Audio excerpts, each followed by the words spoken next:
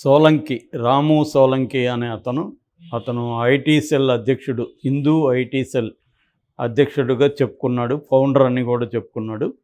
అతను ఒక senior police inspector, LT Marg police station Mumbai, దానికి అడ్రస్ చేస్తూ ఒక కంప్లైంట్ రాశాడు. ఆ కంప్లైంట్లో ఇలాగా ఒక సినిమా వచ్చింది, దాని పేరు అన్నపూర్ణి, అంటే గాడెస్ ఆఫ్ ఫుడ్. సో ఈ సినిమాలో నయనతార, తర్వాత జై వీళ్ళు నటించారు. నీలేష్ కృష్ణ దీన్ని డైరెక్ట్ చేశాడు కృష్ణన్. సో ఈ సినిమా అభ్యంతరకరంగా ఉంది, హిందువుల మనోభావాలను దెబ్బతీస్తుంది. ఈ నెల 22వ తేదీ అక్కడ ప్రాణప్రతిష్ఠ జరుగుతుంది అయోధ్యలో, రామ మందిరంలో. ఈ కాంటెక్స్ట్లో ఇతను హిందువుల మనోభావాలను దెబ్బతీయడానికి డైరెక్టరు కుట్ర బన్నీ ఈ సినిమా తీశారు. దీంట్లో ఈ కుట్రలో భాగంగా జీ స్టూడియోస్, తర్వాత నెట్ఫ్లిక్స్, నయనతార వీళ్ళందరూ భాగమయ్యారు అని చెప్పాడు. దాంట్లో అబ్జెక్షనబుల్గా ఉన్నవి ఆయన ప్రధానంగా 4 అంశాలని పేర్కొన్నాడు. అందులో ఒకటి, హిందూ పూజారి కూతురు బిర్యానీ వండడం కోసం నమాజ్ చేస్తుంది అనేది అబ్జెక్షన్ నెంబర్ 1. నెంబర్ 2, ఇందులో లవ్ జిహాద్ని చూపించారు అనేది నెంబర్ 2. మూడోది, ఫర్హాన్ అంటే జై క్యారెక్టర్, ఫర్హాన్ మాంసం తినమని ఆ అమ్మాయిని పెర్సువేట్ చేస్తాడు, ఒప్పిస్తాడు. దానికి ఏం చెప్తాడంటే, రాముడు కూడా మాంసం తిన్నాడు కదా, నువ్వు తింటే తప్పేముందని ఒప్పిస్తాడు. తర్వాత ఆ అమ్మాయి వాళ్ళ నాన్న పూజారిగా ఉంటూ ఆయన సంధ్య వారుస్తూ ఉంటాడు. ఇంకోవైపు ఏమో వాళ్ళ భార్య జపమాల పట్టుకొని ఉంటుంది. దాని ఇంటర్కట్లో కూతురు మాంసం తినే షాట్లు వేశాడు. అది క్లియర్గా బ్రాహ్మణ సంస్కృతిని అవమానించడం అనేది ఆయన చెప్పాడు. 4వ పాయింట్, పూజారి కూతురు ఒక ముస్లింని ప్రేమిస్తుంది, మాంసం తింటుంది, రంజాన్కి వెళ్తుంది, నమాజ్ చేస్తుంది, ఇవన్నీ చూపించారు. అంటే క్లియర్గా ఈ 4 అంశాలని ఆయన పేర్కొన్నాడు. ఈ 4 అంశాలు తో పాటు మొత్తం సినిమాలో ఈ అమ్మాయి ఒక పూజారి కూతురు ఇలాగా ముస్లిం అమ్మాయిని లవ్ చేయడం, అబ్బాయిని లవ్ చేయడం, ఇదంతా కూడా లవ్ జిహాద్ కిందకి వస్తుందని చెప్పాడు. దీని మీద ఈ కంప్లైంట్ ఎప్పుడైతే వైరల్ అయిందో అతని ఎక్స్లో కూడా పోస్ట్ చేశాడు. దాంతో మెల్లమెల్లగా ఇతర హిందూ సంఘాలు, తమిళనాడులో ఉన్న రాష్ట్రీయ హిందూ మహాసభ అధ్యక్షుడు వేలు, ఇట్లాంటి వాళ్ళందరూ, అట్లాగే మాజీ శివసేనకు సంబంధించిన వ్యక్తులు, సో వీళ్ళందరూ కూడా దీని మీద వైరల్ చేస్తున్నారు, కోర్టులో కూడా కేసు వేశారు. సో అసలు ఈ కథ ఏంది, ఇదేమన్నా ఎవరు తీని కథ ఇతను తీశాడా, నిజంగా హిందువుల మనోభావాలు కించపరిచే విధంగా ఉందా అనేది మనం చూస్తే, ఈ కథలో ఏంటంటే శ్రీరంగం టెంపుల్లో ఒక పూజారి ఉంటాడు రంగరాజన్, ఆయనకి కూతురు ఈ అమ్మాయి అన్నపూర్ణి. ఆ పూజారి ఎంత భక్తుడు అంటే ఉద్యోగం వచ్చినప్పుడు కూడా నాకు దైవ సన్నిధి ఇదే గొప్ప అనుకుంటాడు.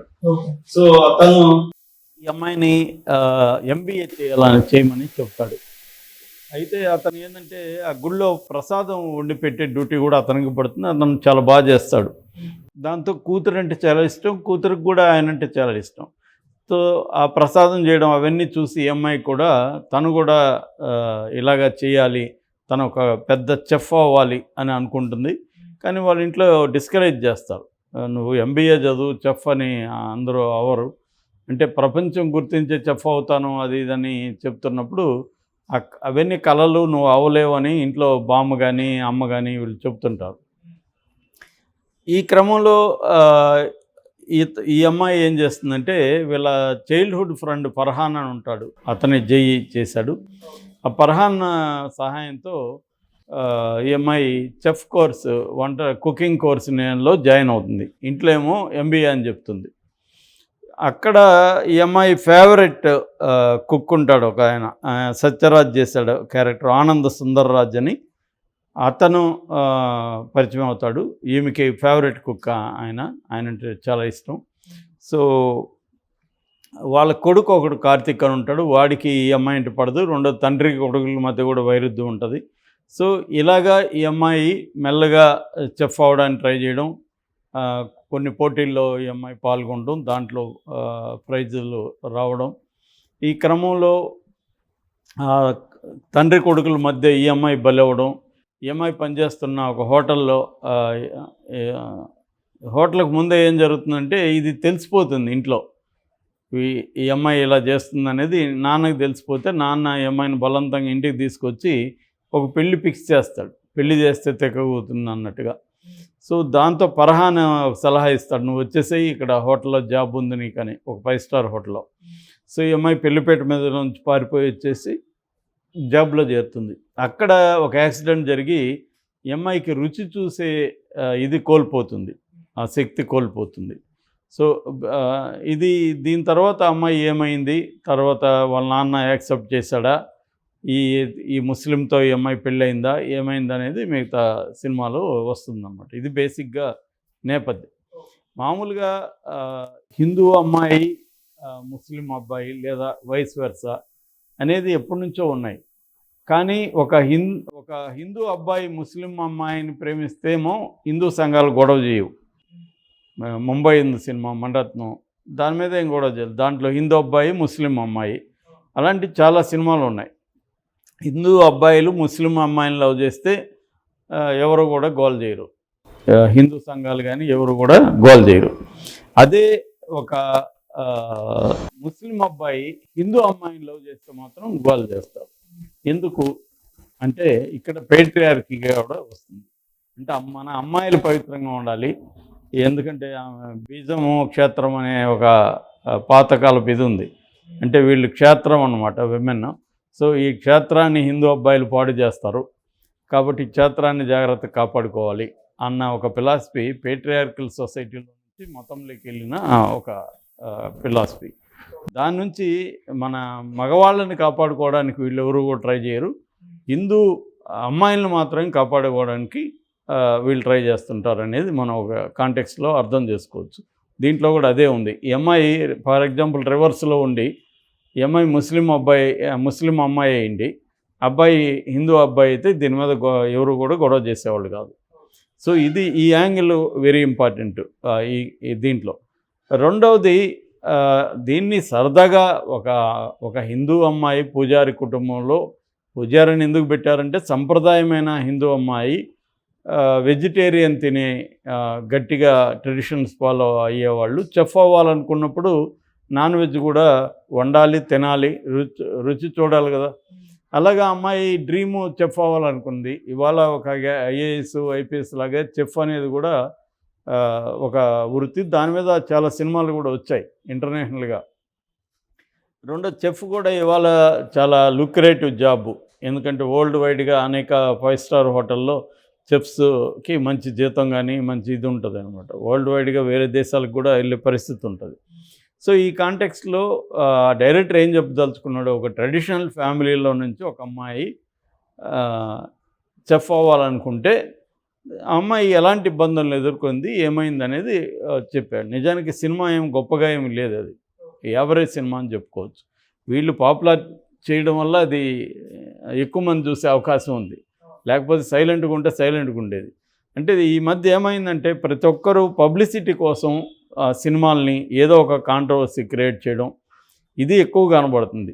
నిజంగా ఆయన ఒక అనలిస్ట్ చెప్పినట్టుగా రామ మందిరంలో ప్రాణప్రతిష్ఠ చేయడం ఓకే, కానీ రాముడు తీసుకొచ్చిన వాల్యూస్ ఏంటి, రామాయణంలో మనం నేర్చుకోవాల్సిన వాల్యూస్ ఏంటి, ఈ విషయాల్ని హిందూ యూత్కి, మీరు చెప్పే హిందూ యూత్కి మీరేమన్నా బోధిస్తున్నారా అని ఒక అనాలిస్ట్ అడిగాడు. అందులో వాస్తవం ఉంది. అంటే వీళ్ళు ఏంటంటే దీన్ని ఒక మతాన్ని రాజకీయాలకు వాడుకుందామని ఇంట్రెస్ట్ తప్ప, నిజంగా ఆ గ్రంథాలని పరిచయం చేసి రామాయణం, మనకి భారతం, ఈ రెండు కూడా గొప్ప ఎపిక్స్. ఆ ఎపిక్స్ని పరిచయం చేసి ఆ ఎపిక్స్ నుంచి మన లైఫ్కి ఏం నేర్చుకోవాలి, మన జీవితంలో ఏం ఉపయోగపడుతుంది అనే యాంగిల్లో చెప్పడం అనేది తక్కువ ఇది. సో నిజంగా వీళ్ళకి అంత నమ్మకం ఉంటే హిందూ మతం మీద, రామాయణం రాముడి మీద, ఆ రామాయణం రాముడు జీవితంలో నుంచి ఏం నేర్చుకోవాలి, ఆ టెక్స్ట్ని సులభంగా ప్రజల్లోకి వివిధ రూపాల్లో తీసుకెళ్ళడం, అవి చేయొచ్చు. అవి చేయడం కంటే కూడా వివాదాలని క్రియేట్ చేయడం, ఇటువంటి సినిమాలు మామూలుగా అయితే ఈ సినిమా ఎవరు పెద్దగా పట్టించుకునేవాళ్ళు కాదు. నయనతార చేసింది కాబట్టి ఎంతో కొంత ఇదైంది. సో మిగతా క్యారెక్టర్లు కానీ గొప్పగా ఏం లేవు. ఇది వెరీ వెరీ సింపుల్ స్టోరీ. దీంట్లో అన్నీ ప్రెడిక్టబుల్గా ఉన్నాయి. గొప్ప కథ, గొప్ప ట్విస్టులు ఏం లేవు. చిన్న విలన్ క్యారెక్టర్ లాగా చిన్న అతన్ని చేశారు అంతకంటే ఏమి ఈమెకి పెద్ద కాన్ఫ్లిక్ట్ లేవు. ఇటువంటివి పూజారి కొడుకులు ఏమయ్యారనేది మన ఆకలి రాజ్యం నుంచి చూస్తున్నాం కాన్ఫ్లిక్ట్ అనేది. రెండవది ఏంటంటే ఇవాళ బ్రాహ్మణులు మాంసాలు తినరని నా ఫ్రెండ్సే 10 మంది దాకా ఉంటారు తినేవాళ్ళు. చాలామంది తింటున్నారు. అదేమి ఇది ఎవరి వ్యక్తిగత ఇది అనమాట ఇవాళ ఇష్టాలు. అట్లాగే బ్రాహ్మణులు కానివాళ్ళు కూడా మాంసం తిన్నవాళ్ళు కూడా బోల్డ్ మంది ఉన్నారు. వెజిటేరియన్స్ చాలామంది పెరుగుతున్నారు వరల్డ్ వైడ్గా. అట్లాగే వ్యాగన్స్ అంటారు. వ్యాగన్ అంటే పాలు కూడా తాగరు వాళ్ళు, ఎందుకంటే జంతువు నుంచి వచ్చే ఏది కూడా వాళ్ళు తీసుకోరు. ఆ వ్యాగనిజం కూడా వరల్డ్ వైడ్ పెరుగుతుంది. అంటే నిజానికి ఆరోగ్యపరంగా తీసుకున్నప్పుడు వ్యాగనిజం కానీ వెజిటేరియనిజం కానీ మంచిదనేది ఎక్కువ మంది చెబుతారు. కానీ అఫోర్డబిలిటీ ఫుడ్ అనే దగ్గరికి వచ్చేసరికి నాన్ వెజ్ అనేది ముఖ్యంగా మనలాంటి పేద దేశాల్లో నాన్ వెజ్ లేకపోతే ప్రోటీన్ అనేది ఇంకా వెజిటేరియన్ ప్రోటీన్ అనేది కాస్ట్లీ. నాన్ వెజ్ దాంతో పోల్చినప్పుడు చీపు. అందుకని ఆహారం తింటున్నారంటే దానికి అది తరతరాలుగా ఉండే అనేక అంశాలు ఆహారాన్ని డిసైడ్ చేస్తాయి. సో ఈ ఆహారం చుట్టూ ఒక పాలిటిక్స్ని క్రియేట్ చేసి దీన్ని మనుషుల మధ్య ఇచ్చేసి మళ్ళీ ఇంతకీ పెద్ద పెద్ద బీఫ్ వ్యాపారాలు బీజేపీలో పనిచేసే వాళ్ళకి ఉన్నాయన్న ఇది కూడా చాలామంది బయట పెట్టారు. వాళ్ళకి రెస్టారెంట్లు ఉన్నాయి. బీజేపీలో పనిచేసే టాప్ లీడర్స్కి పిల్లలు నాన్ వెజ్ రెస్టారెంట్లు నడుపుతున్నవి కూడా ఆ మధ్య బయటకు వచ్చాయి. ఇదేంటంటే ఒక ద్వంద్వ మనస్తత్వం అంటాం, హిపోక్రటిక్ బిహేవియర్. వాళ్ళు పెద్ద పెద్ద వ్యాపారాలు చేయొచ్చు, బీఫ్ వ్యాపారాలు, లేకపోతే హోటల్స్ నడపచ్చు. సినిమాలో ఒక అమ్మాయి నాన్ వెజ్ తినిందనో, లేకపోతే నాన్ వెజ్ వంటల్లో చేసిందనో, ఆ క్రమంలో ఒక ముస్లిం అబ్బాయిని లవ్ చేసిందనో చెప్పినప్పుడు మాత్రం ఇది మొత్తం హిందువులకి అన్యాయం జరిగిపోతుందని. దీంట్లో హిందువులకి ఏం అన్యాయం జరుగుతుంది, ఏముంది దీంట్లో అర్థం కాదు. అది బేసిక్గా.